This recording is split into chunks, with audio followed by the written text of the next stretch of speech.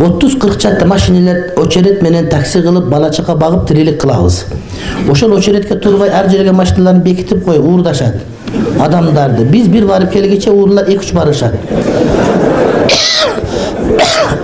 Эми ушул уурдап жаткан акчалар алалбы же харамбы? Şu gülgönдөр ошондой кылат. Же ошолорду билет. Бул уурулук мал уурдаганда элеби, күнөөбү, шариатта кандай ажы так жооп күтөбүз дейт. Пайгамбар алейхиссалам айтат: "Ал-муслимуна ала шурутихим." Эгер мусулмандар өздөрү шариатка каршы келбеген бир нерсе өздөрү шарт кылып, ушуга пата кылабыз, о менде пата кылышкан болсо, аны аткарыш важип болот. Пата кылгансыңар да өчүрүт бузбайбыз деп. Кылсаңар анда ошо уурдаган арам болот. Анан пата кылбай түрлө өчүрүшүп койсоң, андан эчтеке болбойт. Ал эме бөрү болсо бөрү бол, карышкы болсо карышкы бол деген сөз болот да.